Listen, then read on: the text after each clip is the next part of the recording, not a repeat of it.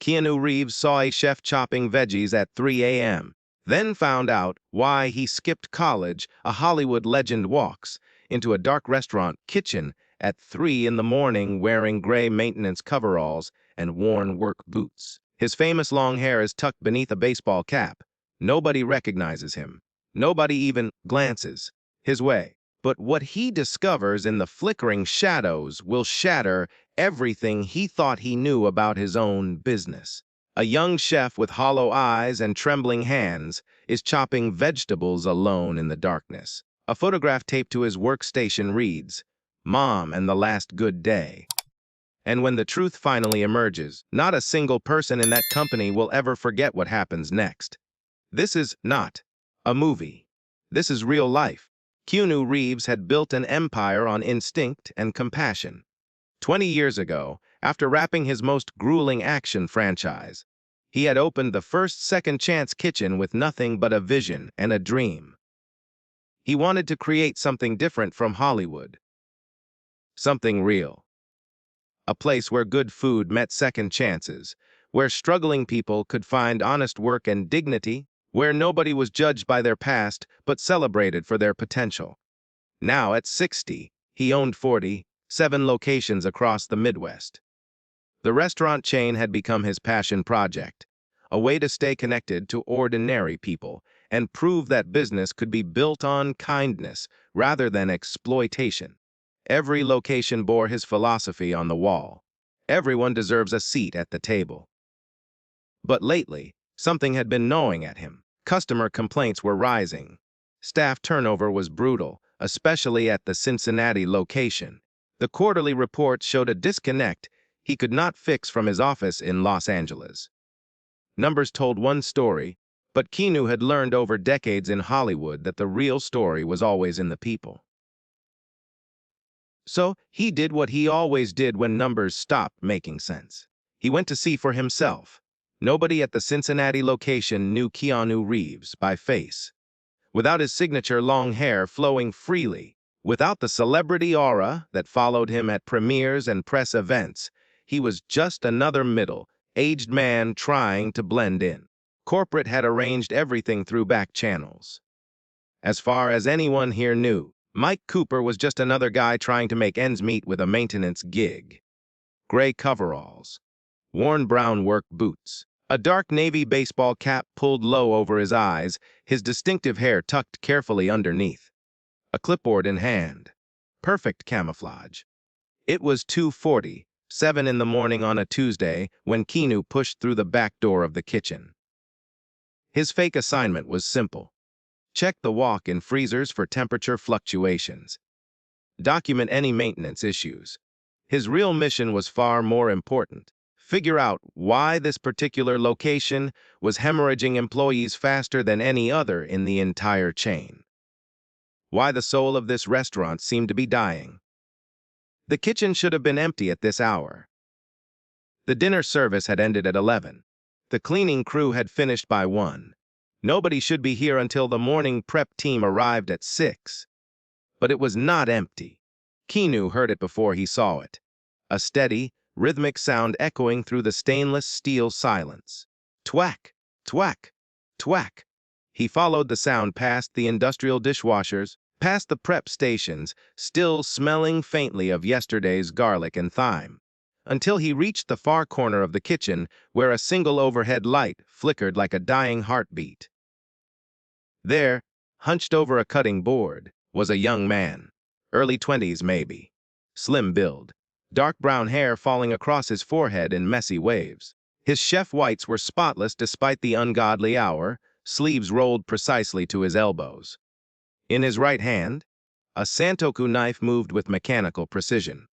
Twack, slicing through carrots, so uniformly they could have been measured with a ruler. Twack, creating perfect julienne cuts that would make culinary school instructors weep with pride.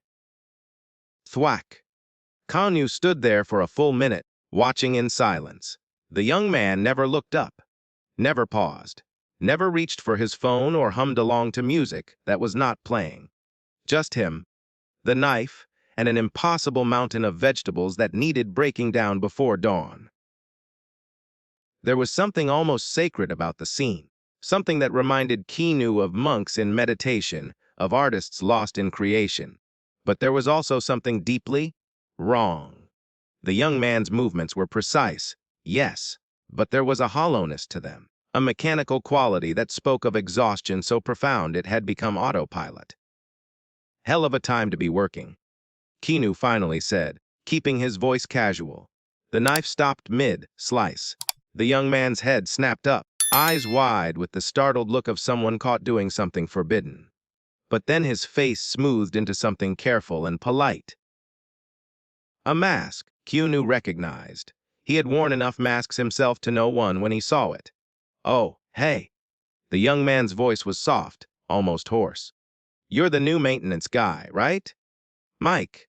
That's me? Keanu gestured at the cutting board with his clipboard. You always do prep at 3 in the morning.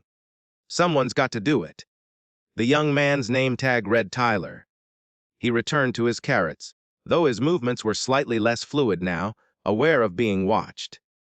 Day crew gets slammed during service. Tyler continued, not meeting Keanu's eyes. If I don't get this done, they start behind. Then they rush. Then quality drops. Then customers complain. Then corporate sends angry emails. Then everyone's stressed. He shrugged, as if explaining basic physics. So I do it now. When it's quiet. Keanu leaned against the prep table, studying him carefully.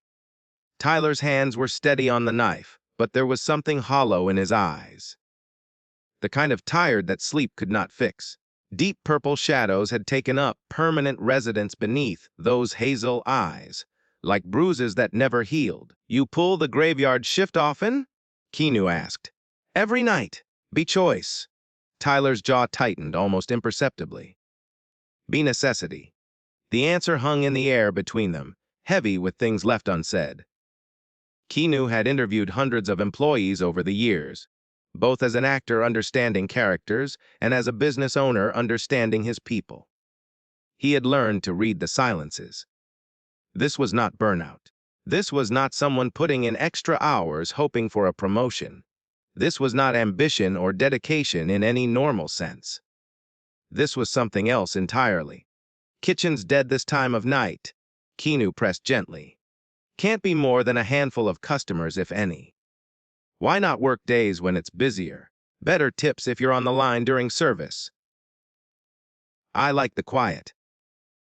Tyler finished the carrots and reached for a crate of bell peppers, his movements precise and practiced. But Keanu noticed his hands trembling slightly, not from cold, from exhaustion. Besides, Tyler added quietly, I'm not after tips. I just need the hours to be these hours. That's all. Keanu knew when to back off.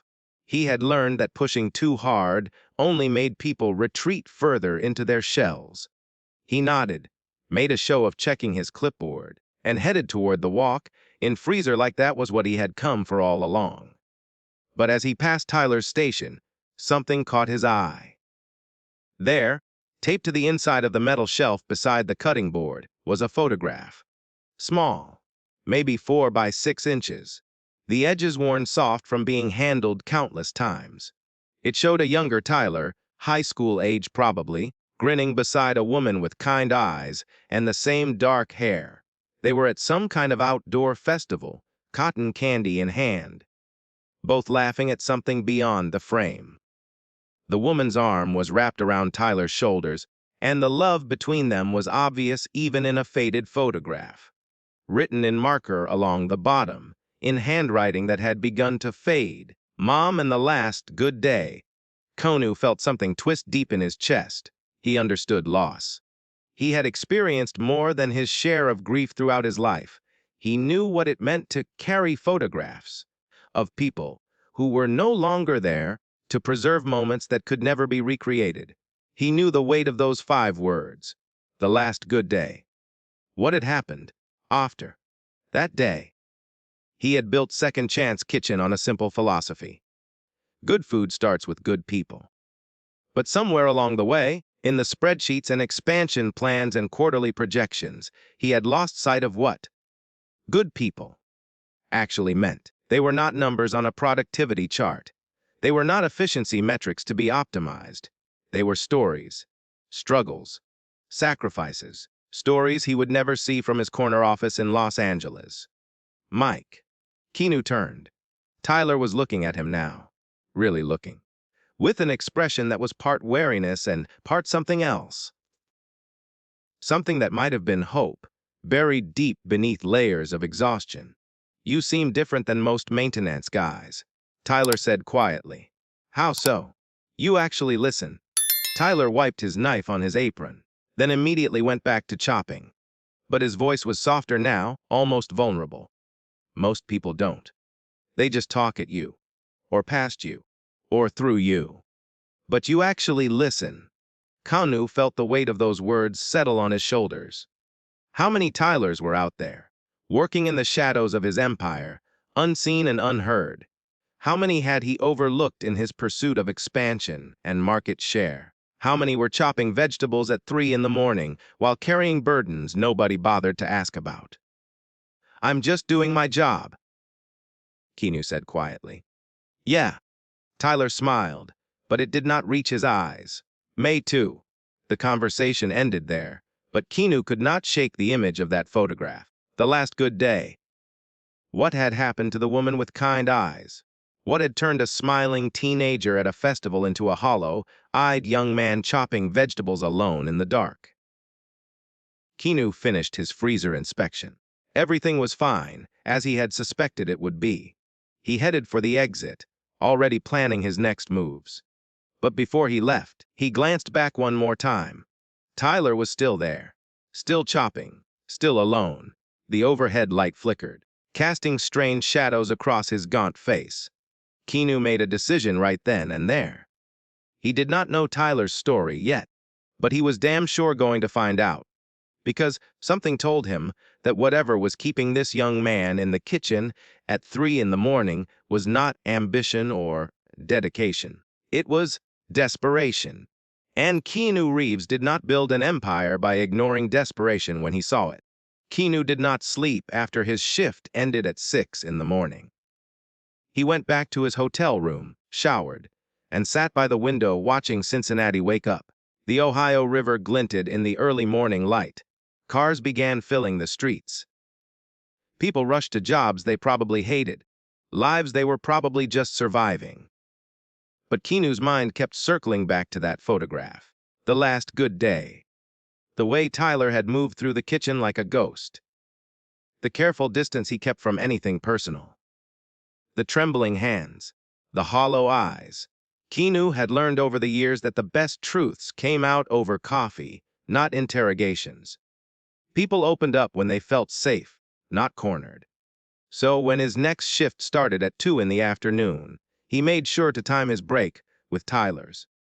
The break room was a cramped space with flickering fluorescent lights, a coffee maker that looked older than Keanu's first restaurant, and a bulletin board covered in OHA regulations nobody ever read.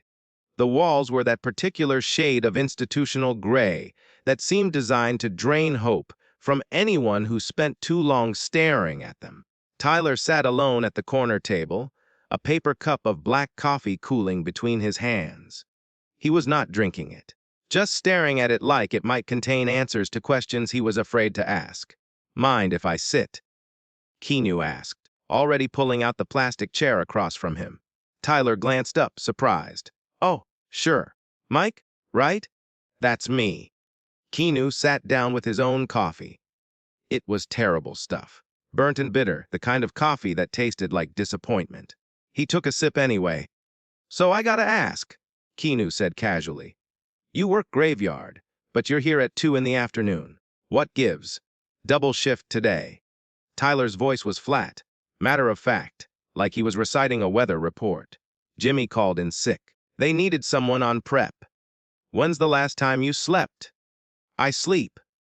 That's not what I asked. Tyler's fingers tightened around his cup.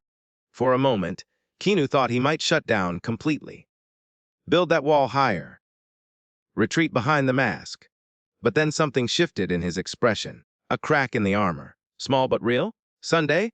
Tyler said quietly. I slept Sunday. 4 hours, maybe 5. Keanu felt his stomach drop. This was Wednesday. The kid had been functioning on 4 hours of sleep in 4 days. Tyler, that's not sustainable. You're going to burn out. Or worse. I don't have a choice. There it was again. That same phrase from the night before. Necessity. Not choice. Keanu leaned back in his chair, making himself smaller, less threatening. He had learned this trick years ago during character work. People talked more when you did not crowd them, when you gave them space to breathe. Why the night shift specifically? Keanu asked, keeping his voice gentle. I mean, if you need hours, day shifts have better opportunities. Tips during lunch rush. Chance to work the line when it matters. Build a reputation. I can't do days. Tyler cut him off, then seemed to realize how sharp his tone was. He softened, looking down at his untouched coffee. I just have responsibilities during the day. The night shift is the only one that works for my situation. Keanu studied him carefully. The dark circles under Tyler's eyes were even worse in the harsh fluorescent light. Deep purple shadows that spoke of exhaustion so profound it had become a permanent fixture of his face. His hands trembled slightly as he lifted the coffee cup, though he still did not drink. Responsibilities. Keanu echoed. Family stuff? Tyler's jaw clenched visibly. Something like that? Look, I know we just met. Keanu paused, choosing his words carefully. But I've been around the block a few times, and I can tell when someone's carrying more weight than they should. If there's something going on, maybe I can help, or at least listen. For a long moment, Tyler said nothing. Then his eyes drifted to the break room door, checking to make sure nobody else could hear. When he spoke, his voice was barely above a whisper. You ever have something you wanted? Really wanted? Something you dreamed about your whole life? Tyler's voice cracked slightly. And then life just took it away. Keanu thought about his own journey, the relationships that had crumbled, the people he had lost, the grief he still carried from losses that never fully healed. He understood wanting something desperately and having it snatched away by forces beyond control. Yeah, he said honestly. I have. Tyler nodded slowly, still not meeting his eyes. I got accepted to the Culinary Institute of America. Full scholarship. 3 years ago. He finally took a sip of coffee, wincing at the bitter taste. Best culinary school in the country. Maybe the world. I was going to be a real chef, not just some prep cook chopping vegetables in the dark at 3 in the morning. I was going to create. Innovate. Make food that meant something. Keanu's chest tightened. The Culinary Institute of America. That was not just any cooking school. That was the Harvard of the culinary world. A full scholarship meant Tyler was not just good. He was exceptional. What happened? Keanu asked quietly. Life. Tyler set down his cup with a soft click against the table. Life happened. Before Keanu could press further, the break room door swung open with a bang. Gordon Briggs, the head chef, stuck his red face through the doorway. He was a loud, aggressive man in his late 40s, balding with a beer gut that strained against his chef coat. His face was permanently flushed, either from the kitchen heat or the anger that seemed to simmer constantly beneath his surface. Mitchell! Break's over. I need those peppers done before dinner prep starts. Yes, chef. Tyler stood immediately, dumping his untouched coffee in the sink. Sorry, chef. But as he headed for the door, Keanu caught a glimpse of something in his expression. Not anger, not resentment, resignation. The look of someone who had stopped fighting because fighting had become too expensive. Someone who had accepted their fate, however unfair, because they had no energy left for anything else. Hey, Tyler, Keanu called out. The young man paused, hand on the door frame. That photo in the kitchen, the one on your shelf. Tyler's shoulders stiffened visibly. What about it? She looks like someone worth fighting for. Tyler's hand tightened on the door frame until his knuckles went white. For a second, Keanu thought he might say something. Open up. Let the truth spill out. Instead, Tyler just nodded once, sharp and quick, and disappeared back into the kitchen. Keanu sat alone in the break room, staring at his terrible coffee growing cold. He pulled out his phone and sent a quick text to Rachel Thompson, his head of HR. Need full employee file on Tyler Mitchell. Cincinnati location. Everything. Emergency contacts, employment history, all of it? Urgent. The response came back in seconds. On it, boss? Keanu finished his coffee in one bitter gulp. Something was very wrong here. Every instinct he had honed over years of studying human nature was screaming at him to dig deeper. Because Tyler Mitchell was not just tired, he was drowning. And Keanu was going to find out why. Keanu knew he was crossing a line. Following an employee home was not in any corporate handbook. It probably violated a dozen privacy policies and could easily be considered stalking. But as he sat in his rental car, 3 vehicles behind Tyler's beat, uptan Honda Civic on Route 70, 5 North, Keanu told himself this was different. This was about understanding the full picture. About seeing what the spreadsheets could never show him. At least that is what he told his conscience. It was Thursday morning, 6:15. Keanu had watched Tyler clock out after his shift, shoulders sagging with exhaustion so profound it seemed physical. The young man had walked to his car like someone wading through deep water, every step requiring conscious effort. Instead of heading home to sleep like any normal person after working all night, Tyler had gotten in his car and driven north. Away from Cincinnati, toward Dayton. The drive took 40 minutes. Keanu kept his distance, feeling increasingly uncomfortable with his own behavior, but unable to turn back. The employee file from Rachel had arrived late last night, and it had raised more questions than it answered. Tyler Mitchell, 20, 2 years old, no college education listed, despite getting that scholarship. Emergency contact Margaret Mitchell, mother. Address E1240, 7 Maple Street, Dayton, Ohio. The same address Tyler was heading to now. The neighborhoods changed as they drove. Cincinnati's industrial outskirts gave way to suburban Dayton. Modest houses with small yards. The kind of area where people worked hard and kept to themselves. Where American flags hung from porches and neighbors still borrowed cups of sugar. Tyler's Honda turned onto Maple Street, a quiet road lined with oak trees just starting to show their autumn colors. Red and gold leaves drifted across the pavement. Keanu parked 2 houses down and killed the engine. Tyler's house was a small ranch-style home. Pale blue siding with white trim. The yard was meticulously maintained. Grass cut precisely. Hedges trimmed with military precision. Not a single leaf out of place. Someone cared deeply about this house. Someone took pride in it even while clearly struggling to afford its upkeep. The paint was peeling near the gutters. One of the front windows had been repaired with duct tape. The driveway was cracked and patched multiple times. Keanu watched Tyler get out of his car, grab a grocery bag from the back seat. When had he even had time to stop for groceries? The young man moved with the slow, heavy steps of someone running on fumes. Pure willpower carrying him forward when his body had given up hours ago. The front door opened. Tyler disappeared inside. Keanu waited 5 minutes, arguing with himself. He knew this was wrong. Knew it absolutely. But something pulled him forward anyway. Down the sidewalk. Past the neighbor's house. Until he stood in front of 1240, 7 Maple Street. Through the large front window, the one without duct tape, he could see directly into the living room. What he saw made his heart stop. The room had been converted into a makeshift medical care facility. A hospital bed dominated the space, complete with rails and an adjustable frame. Medical equipment Keanu did not fully recognize sat on a rolling cart beside the bed.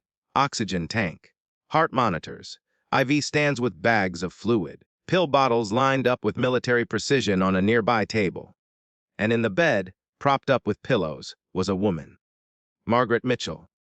She was thin, far too thin, the kind of thin that spoke of months or years of illness. Dark hair streaked with gray was pulled back in a loose ponytail. A cervical collar braced her neck, holding her head in position.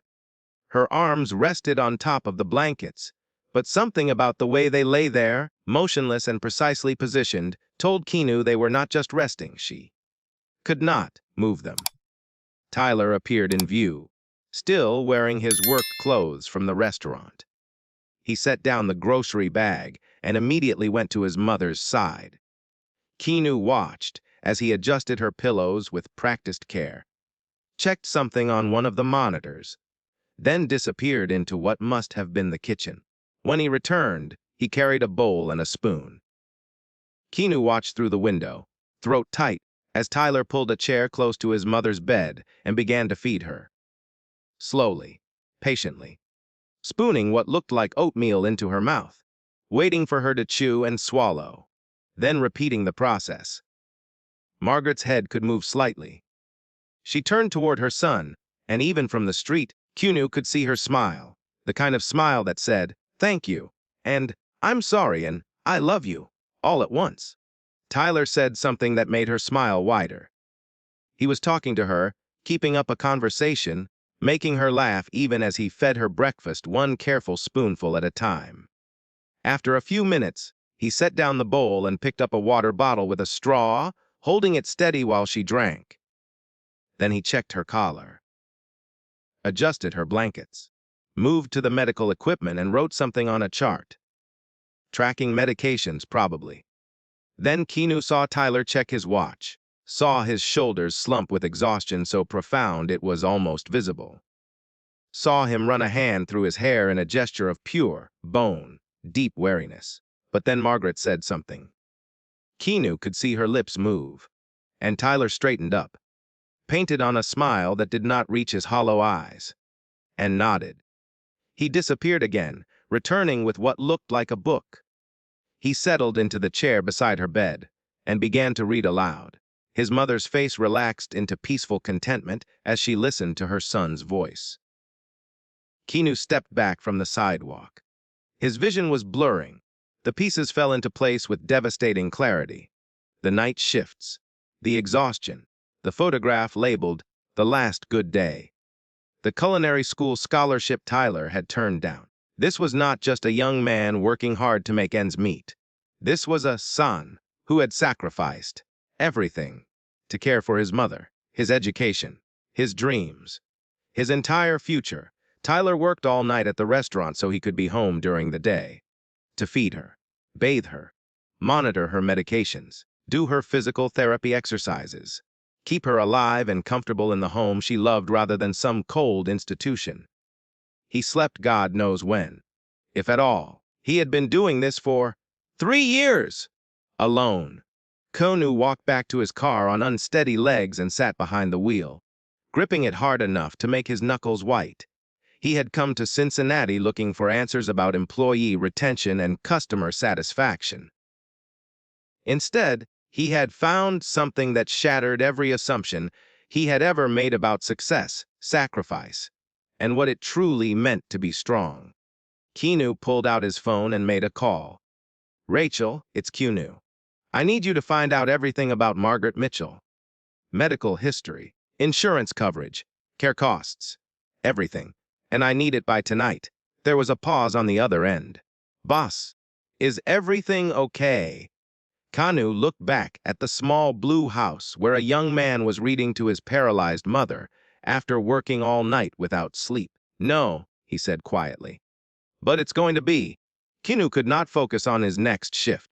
He had returned to the restaurant for his Friday evening maintenance duties, but his mind kept drifting back to that living room. The hospital bed, Margaret's smile, Tyler's exhausted devotion. The file from Rachel had arrived an hour ago, and it was worse than he had imagined. Margaret Mitchell had been in a car accident 3 years ago. A drunk driver ran a red light and hit her driver's side door at nearly 60 miles per hour. She had been on her way to the grocery store, a routine errand that had destroyed her life. Traumatic brain injury, spinal cord damage at C5 and C6. She had survived, but barely. The first 3 weeks had been touch and go, multiple surgeries, medically induced coma. When she finally woke up, the doctors delivered the devastating news. Paralyzed from the chest down, limited mobility in her neck, would require 24-hour care for the rest of her life. Insurance had covered the initial hospitalization and some of the rehabilitation. After that, almost nothing. The Mitchells had burned through their savings in 6 months. The house, paid off years ago when Margaret's parents passed away, was all they had left. And then there was a note at the bottom of the file that made Keanu's blood run cold. Father David Mitchell, filed for divorce 2 months after the accident. No contact with family since. No child support payments. Location unknown. Keanu felt physically sick. Tyler had been 19 years old when his mother's accident happened.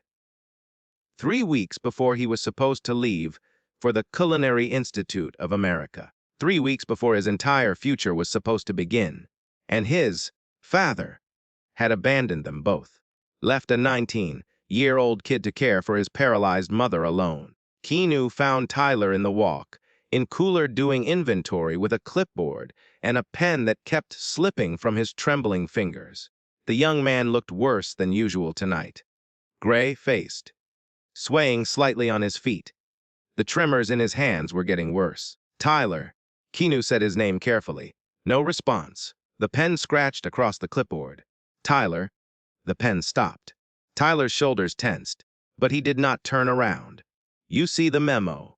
A corporate efficiency memo had been posted on the break room bulletin board that afternoon. Due to restructuring, night shift prep operations would be consolidated into day shifts. Night crew would be reduced to 1 custodial staff member and 1 line cook for late, night orders only. It meant Tyler was going to lose his job. Or worse, be forced onto day shifts, which was impossible with his mother's care needs, which meant he would lose his job anyway. Yeah. Tyler's voice was flat. Dead. I saw it. What are you going to do? What can I do? Tyler finally turned around, and Keanu saw the desperation in his hollow eyes. Find another job, I guess. Hope they have night shifts available. Hope they pay enough. Hope I don't lose the house before I find something. He laughed, but there was no humor in it. Just broken glass. Hope's worked out great for me so far. Before Keanu could respond, Gordon Briggs' voice boomed across the kitchen. Mitchell! Where the hell are my peppers? I needed them 20 minutes ago! They're coming, chef. Tyler's voice was barely audible. Coming isn't good enough.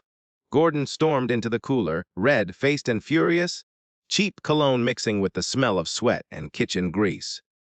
You're late on prep. You look like death warmed over. And now I find out corporate's cutting night shift. Gordon sneered. Maybe they're right. Maybe we don't need dead weight around here. Keanu watched Tyler flinch like he had been physically struck. Chef, I'm sorry. I'll get them done faster. You're damn right you will. Gordon grabbed the onions Tyler had been inventorying and examined them with theatrical contempt. Inconsistent cuts. This is amateur work, Mitchell. What happened to you? You used to be good. Tyler's hands were shaking badly now. I'm trying, chef. Try harder. Gordon threw the onions back on the shelf with unnecessary force. I want those peppers and the zucchini done in 30 minutes. And if you can't handle it, maybe you should clock out and not come back. Gordon stormed out, leaving a wake of uncomfortable silence and the faint smell of his overpowering cologne. Keanu watched Tyler's shoulders hunch forward, watched him take a deep breath that did nothing to steady his trembling hands, watched him reach for the peppers with fingers that could barely grip the knife. Tyler.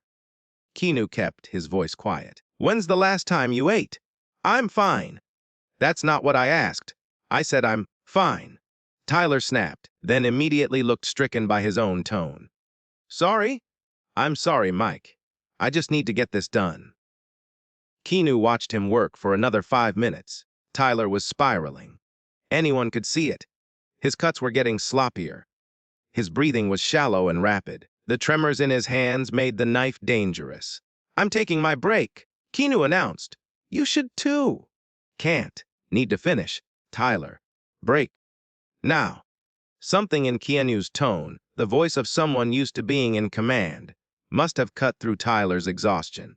He set down the knife and followed Keanu to the break room like a sleepwalker. Keanu bought a sandwich from the vending machine and placed it in front of Tyler. Eat. I'm not hungry. Eat it anyway. Tyler picked up the sandwich with shaking hands and took a bite. Then another. Within 2 minutes, he had devoured the entire thing like a starving animal, barely pausing to chew. Keanu bought him a second one without comment. When's the last time you slept? Keanu asked. I don't know. Saturday. Maybe Friday. Tyler rubbed his face with both hands. I had to take Mom to a doctor's appointment Monday during the day. Couldn't sleep before my shift. Then yesterday I had to deal with her insurance company. They're trying to deny her muscle relaxers, saying they're not medically necessary. His voice was rising, cracking with exhaustion and desperation. Have you ever tried to argue with an insurance company? It's like talking to a wall. A heartless, bureaucratic wall that doesn't care if my mother is in pain. He dropped his head into his hands. And now this. The shift cut. I can't work days, Mike. I can't. If I lose this job, we lose the house. If we lose the house, Mom goes into a state facility. Do you know what those places are like? She'll die there. She'll just give up and die. His shoulders started shaking. I can't let that happen. I can't. She's all I have. She's... His voice broke completely. Keanu reached out, placing a hand on the young man's shoulder. He wanted to tell Tyler everything would be okay. That help was coming. That Keanu Reeves, the actual owner of this entire restaurant chain, was going to fix this. That Tyler did not have to carry this weight alone anymore. But he could not. Not yet. Not without blowing his cover and potentially making everything worse. You're going to get through this, Keanu said instead, his voice firm with conviction. I promise you, Tyler, you're going to be okay. Tyler laughed wetly into his hands. Yeah, sure. The break room door swung open. Gordon again. Of course, Mitchell. Break's over. Those vegetables aren't going to prep themselves. Move it. Tyler wiped his face quickly and stood, swaying slightly. Keanu watched him walk back into the kitchen on unsteady legs. Watched him pick up the knife with hands that trembled so badly he nearly dropped it. And then, at 4:30, 7 in the morning, Keanu found him. He had been checking the inventory in the dry goods pantry when he spotted a shape on the floor behind the rice bags. Tyler was curled up on his side, chef's coat bunched under his head as a makeshift pillow. His face was peaceful for the first time since Keanu had met him. The tension lines smoothed away. The hollow look temporarily erased. Dead asleep, his body had finally overridden his will. Keanu pulled out his phone and took a photograph. Not to shame him, not as evidence, but to remember this moment. To remember why this mattered. To never forget the cost of being invisible. Then, he gently draped his own jacket over Tyler's sleeping form and stood guard at the pantry door, making sure nobody disturbed him. Some rest was worth protecting, even if it only lasted an hour. Keanu ended his undercover assignment Friday morning. He had spent the last 3 days putting pieces together, making calls, pulling strings. The plan was set. Now came the hardest part. The reveal. Corporate had arranged everything. As far as Tyler knew, he had been selected for a random employee experience interview at the regional office. Standard corporate stuff that happened all the time. HR had told him it was nothing to worry about. Just share your thoughts about working at Second Chance Kitchen. Maybe get featured in some internal newsletter. They had even sent a car for him.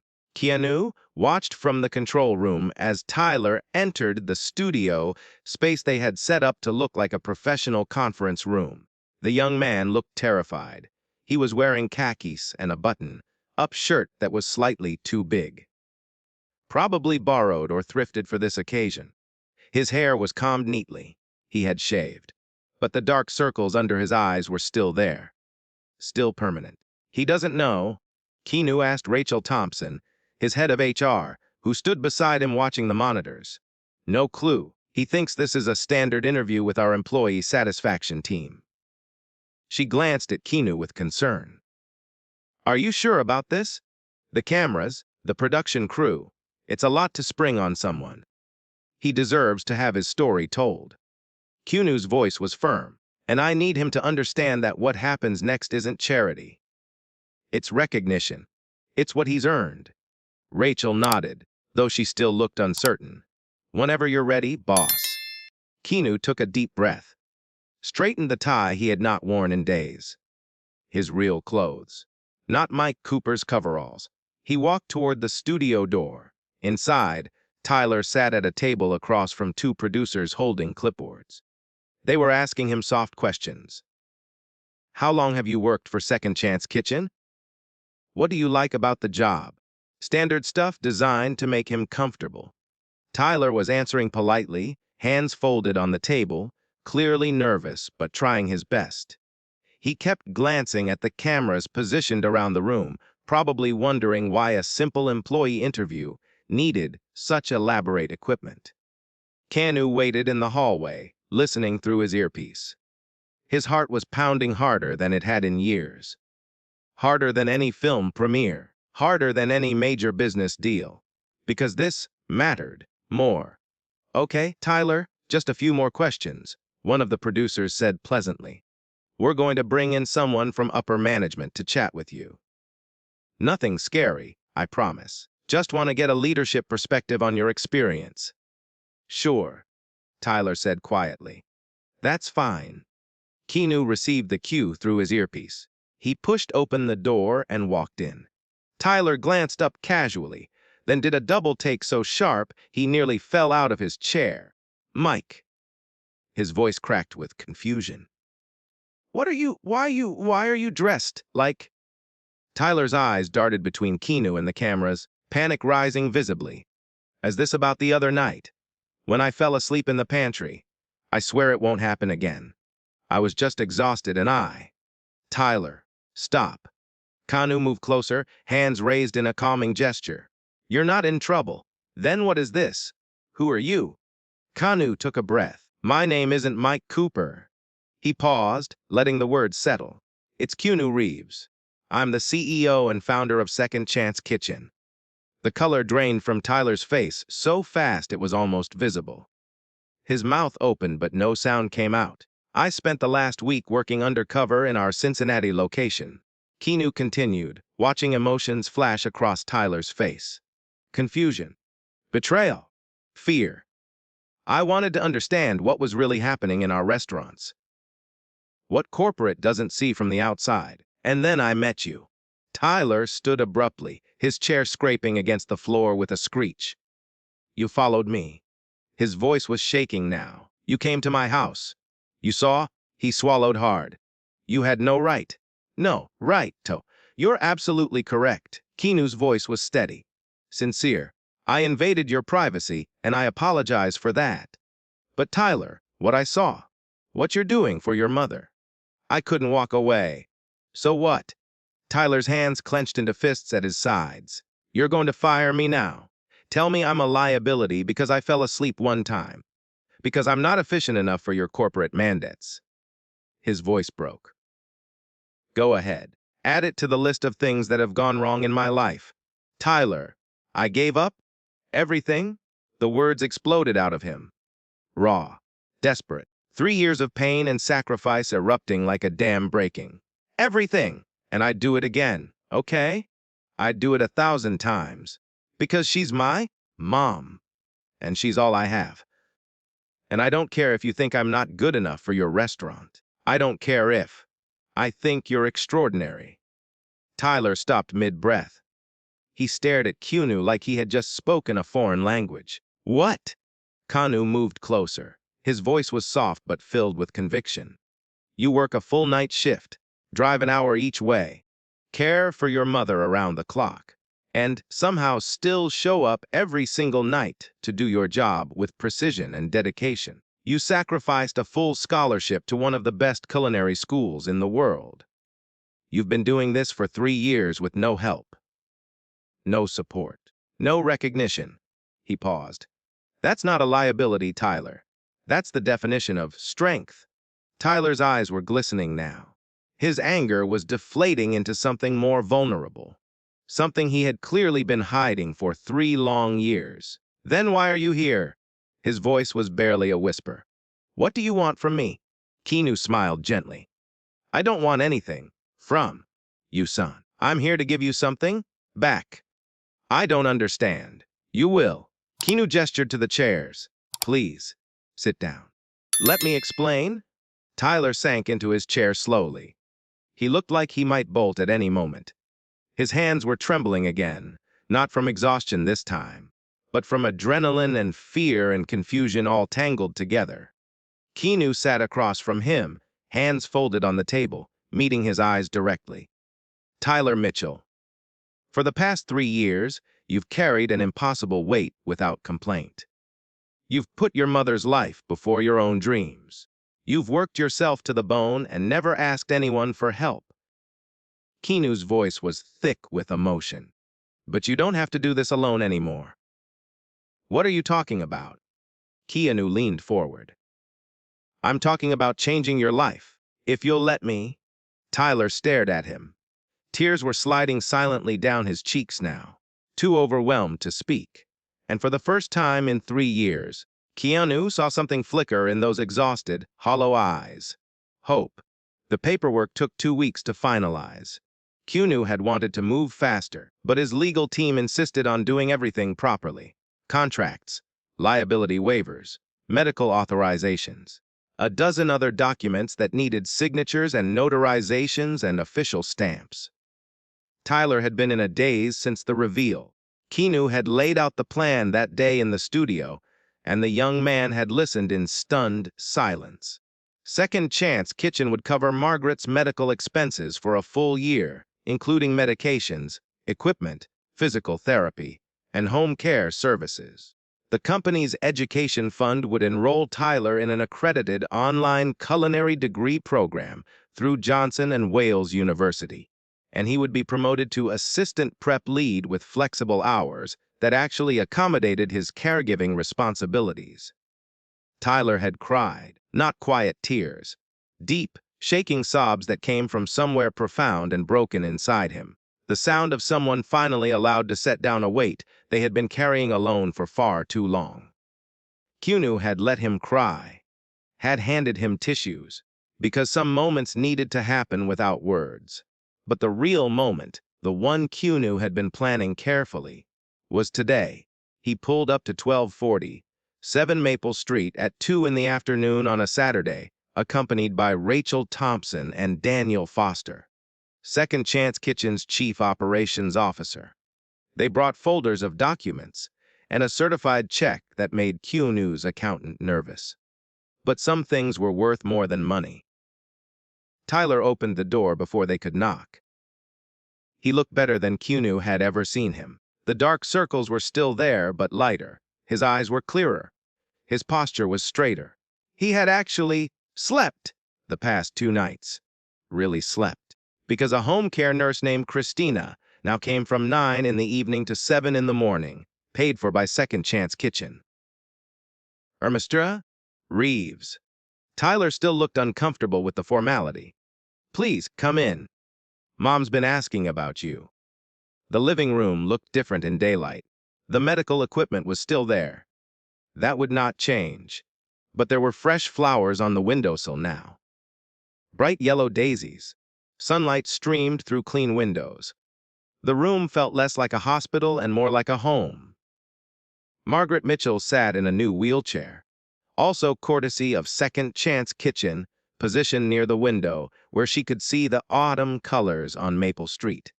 She wore a lavender cardigan and had her hair styled nicely. The cervical collar was gone, replaced by a smaller, more comfortable neck brace. When she saw Keanu, her face lit up with a smile that reminded him exactly where Tyler got his kindness. "Mr. Reeves." Her voice was soft but clearer than he had expected. "Tyler's told me what you're doing for us. I don't have words to express tone." She trailed off, tears already forming. Keanu pulled up a chair and sat at her eye level. "Mrs. Mitchell, your son is one of the most remarkable people I've ever met. What I'm doing isn't charity. It's recognition of someone who embodies everything Second Chance Kitchen is supposed to stand for." Tears spilled down Margaret's cheeks. He gave up so much for me. His school. His dreams. I wanted to die after the accident. Wanted to just let go and stop being a burden. But Tyler wouldn't let me. She smiled through her tears. He kept fighting. For both of us. He learned that from you, Keanu said gently. Margaret laughed softly. Maybe I raised him too strong. I just wish he didn't have to be this strong. He won't have to be. Not anymore. Keanu nodded to Rachel, who opened her folder and began laying out documents on the table beside Margaret's wheelchair. Mrs. Mitchell. Tyler? Keanu shifted into business mode because this part needed to be crystal clear. Here's exactly what we've arranged. He paused, making sure both of them were listening. First, medical expenses. All of Margaret's care costs, medications, equipment, doctor visits, and physical therapy are covered for the next 12 months. After that, we'll reassess and extend as needed.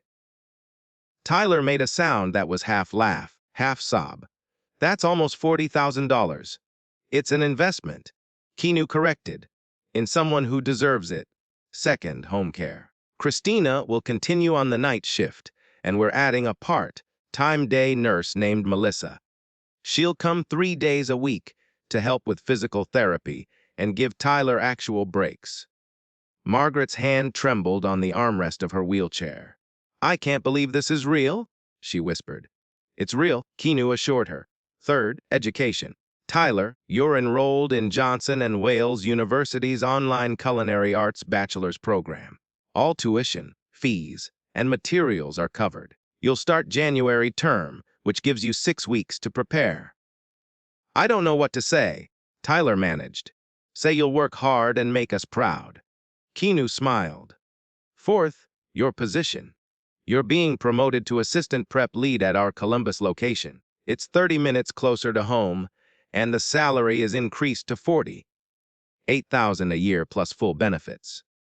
Your schedule will be flexible. You work when you can, around your mother's needs and your classes. Daniel Foster stepped forward with the final document. And lastly, he said, placing a check on the table, this is a one-time grant of $15,000 for home modifications and any other immediate needs. Tyler stared at the check, like it might disappear if he blinked. This is too much. I can't accept this. You can, Keanu said firmly. And you will, because you've earned it, Tyler. Every single bit of it. Margaret was crying openly now. Tyler moved to her side, kneeling beside her wheelchair. She could not hug him. Her arms would not cooperate. But she leaned her head against his, and they stayed like that for a long moment. Mother and son. Survivors. Thank you, Margaret finally whispered, looking at Keanu through her tears. Thank you for seeing my boy. For really seeing him. Keanu felt his own throat tighten. He's hard to miss. Once you know where to look. As Keanu prepared to leave an hour later, Tyler walked him to the door. Mr. Reeves, he said quietly. Why? Really, why? There are thousands of employees in your company. Why me? Keanu paused, choosing his words carefully. Because I spent 20 years building restaurants, and somewhere along the way, I forgot they're built by people. Real people with real struggles and real dreams. He put a hand on Tyler's shoulder. You reminded me why I started this company in the first place. Not for profit, not for expansion, but to give people second chances. His eyes met Tyler's. Don't waste this opportunity. Not for me. Not for your mother. For yourself. You deserve to be the chef you were always meant to be. Tyler nodded, eyes bright with unshaded tears. I won't let you down. I know you won't, son. Keanu smiled. I've seen you at 3 in the morning, chopping vegetables alone in the dark. If that's not dedication, I don't know what is. But there was one more piece of business to handle. The following Monday, Keanu walked into the Cincinnati location unannounced. No disguise this time. No coveralls. No baseball cap hiding his famous hair. He wore a tailored charcoal suit, and everyone in the restaurant recognized him immediately. Whispers spread through the staff like wildfire. As that? Oh my God, that's actually... Keanu Reeves is here. Keanu Reeves. Gordon Briggs came rushing out of the kitchen, red-faced as always, but now with a nervous smile plastered across his features. "Mr. Reeves! Sir, what an honor! If I'd known you were coming, I would have." Gordon. Keanu's voice was ice-cold. "My office. Now." The color drained from Gordon's face. "Seer. Now." They walked to the manager's office in silence. Keanu closed the door behind them. "I've spent the past 2 weeks reviewing this location's operations." Keanu began, his voice calm but carrying an edge that made Gordon visibly sweat. "And I've discovered some troubling patterns. Mr. Reeves, I can explain." "Let me finish." Gordon's mouth snapped shut. "I found an employee working the night shift alone. Every single night. Doing the prep work of 3 people because you refused to properly staff the kitchen." Keanu's eyes bore into Gordon's. "I found a young man so exhausted he fell asleep in the pantry. And instead of asking why, instead of showing an ounce of compassion, you screamed at him in front of his coworkers, called him dead weight, threatened his job." Gordon opened his mouth to protest. "I also reviewed security footage from the past 6 months." Keanu continued. "You've verbally abused multiple employees. You've created a hostile work environment. You've driven away more talented people than I can count." He leaned forward. "Tyler Mitchell is one of the most skilled and dedicated employees I've ever encountered. Full scholarship to the Culinary Institute of America. 3 years of perfect attendance despite circumstances that would have broken most people. And you treated him like garbage." Gordon's face had gone from red to white. "I didn't know about his situation." "That's exactly the problem." Keanu's voice was sharp. "You didn't know because you didn't care to know. You didn't ask. You didn't listen. You just demanded and threatened and bullied." He stood up. "Gordon Briggs, you're terminated. Effective immediately. Security will escort you to collect your personal belongings. You have 30 minutes to leave the premises." "You can't do this," Gordon sputtered. "I've been here for 8 years. I've given everything to this company." "You've given everything to your own ego," Keanu corrected.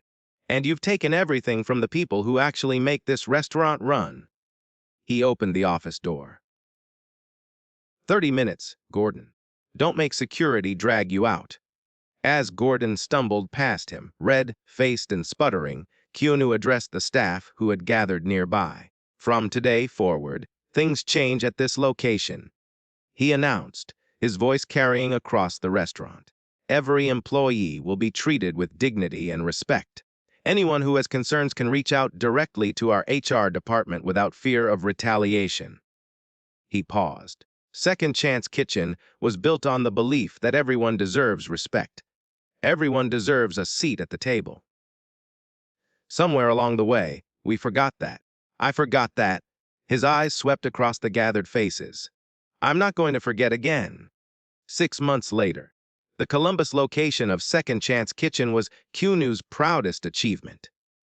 Not the biggest restaurant in the chain, not the most profitable, but the most meaningful.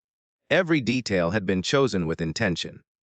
The open kitchen design let customers watch their meals being prepared. A community board near the entrance displayed job opportunities and resources for people in need. A scholarship fund poster announced culinary grants for deserving students. And today, it was finally opening. Keanu stood near the ribbon stretched across the entrance, straightening his jacket for the 3rd time. A crowd had gathered.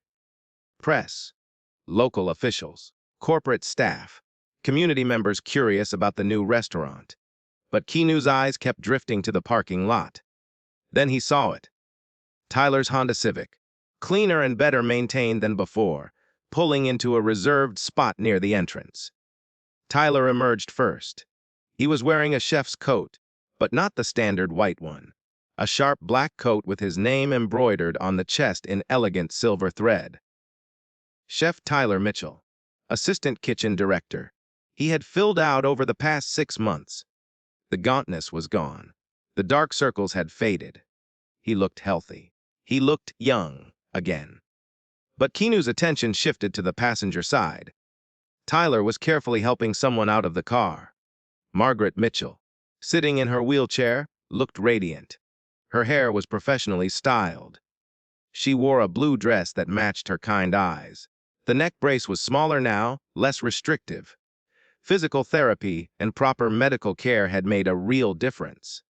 And behind them, Christina, the night nurse, was pushing a second wheelchair carrying an elderly woman with white hair and Margaret's nose.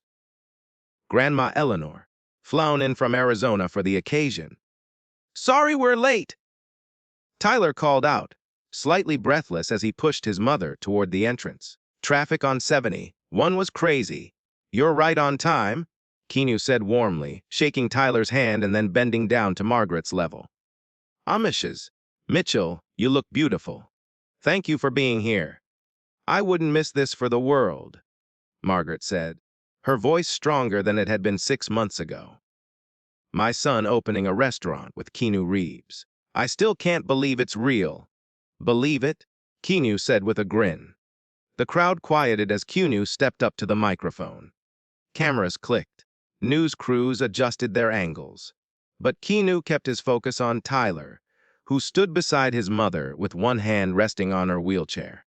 "Thank you all for coming," Keanu began. "6 months ago, I did something I hadn't done in years. I went undercover in one of my own restaurants. I wanted to understand what was really happening on the ground level. What corporate doesn't see from the outside." He paused. "What I found changed everything." He gestured to Tyler. "I found a young man working the night shift alone, chopping vegetables at 3 in the morning in a quiet, empty kitchen. I found someone who had sacrificed a full scholarship to the Culinary Institute of America to care for his mother after a devastating accident. Someone who worked himself to exhaustion every single night, never complaining, never asking for help, just doing what needed to be done." Margaret reached up and squeezed Tyler's hand. He squeezed back, blinking hard. "Tyler Mitchell reminded me why I started Second Chance Kitchen 20 years ago." Keanu continued, his voice thick with emotion. "Not to build an empire, not to maximize profits, but to create places where good food and good people come together, where hard work is recognized, where dreams don't have to die because life gets hard." He paused, looking directly at Tyler. 6 months ago, Tyler was surviving. Today, he's thriving. He's completed 2 semesters of his culinary degree with a 4.0 GPA. He's become an integral part of our Columbus team. And today, as assistant kitchen director, he's helping open a restaurant that will serve this community and provide opportunities for others like him. The crowd applauded. Keanu picked up the oversized ceremonial scissors and handed them to Tyler. "I think you should do the honors." "Me?" Tyler's eyes went wide. "But this is your restaurant." "No!" Keanu shook his head. "This is our restaurant, and it starts with you." Tyler took the scissors with hands that were steady now. Steady and strong. "Before I cut this ribbon," Tyler said, his voice carrying across the crowd, "I want to say something." He looked at Keanu. 6 months ago, I thought my life was over. I thought I'd used up all my chances, all my hope. I was drowning and didn't even know how to ask for help." His voice cracked slightly. "Mr. Reeves saw me, really saw me, and he didn't just give me a paycheck or a promotion. He gave me my future back." He turned to his mother. "Mom, you always told me that good things happen to good people. I stopped believing that after the accident, but I believe it again now." Margaret nodded, tears streaming down her face.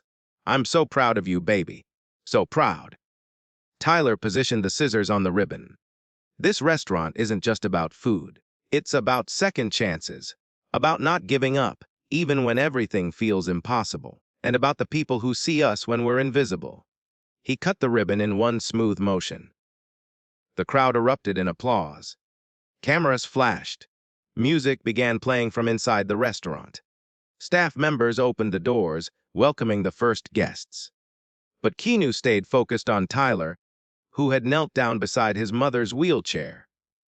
They were talking quietly, foreheads nearly touching, in their own private moment amidst the celebration. Then Tyler stood, took a deep breath, and headed into the kitchen.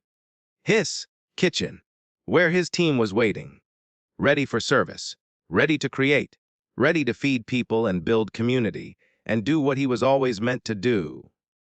Keanu followed the crowd inside, but paused at the entrance. He pulled out his phone and looked at a photograph he had saved from 6 months ago. Tyler asleep in the pantry, exhausted and alone, using his chef's coat as a pillow. Then he looked through the open kitchen window at Tyler now, calling out orders, leading his team, moving with confidence and purpose and joy. Keanu smiled and deleted the old photograph. He did not need it anymore, because sometimes the best stories were not about how far someone had fallen. They were about how high they could rise when someone believed in them. Keanu stepped up to the microphone one last time as the crowd settled inside the restaurant. "Before we eat," he said, his voice carrying through the packed space, "I want to leave you with one thought." He paused, looking out at the faces before him. Sometimes the strongest leaders aren't the ones at the top. They're the ones who keep going when no one's watching. They're the ones who make sacrifices nobody sees. They're the people chopping vegetables at 3 in the morning because someone they love needs them too. He raised his glass. To Tyler Mitchell, to second chances, and to remembering that behind every employee, every worker, every person we pass by, there's a story worth hearing. The crowd raised their glasses. To second chances. As everyone drank, Keanu caught Tyler's eye through the kitchen window. The young chef smiled, not the tired, hollow smile from 6 months ago. Something bright, something real, something full of possibility. Tyler mouthed 2 words. "Thank you." Keanu nodded once, feeling his chest swell with emotion. "No," he thought. "Thank you for reminding me what really matters. Thank you for following this story." Let us know in the comments below. If this story has moved you and you'd like to stand with us in bringing more voices of truth and hope to light, please consider supporting our work. Even the smallest gift helps us continue creating and sharing these powerful stories. You can find the donate link in the description. And of course, don't forget to subscribe so you won't miss the next chapter we're preparing for you.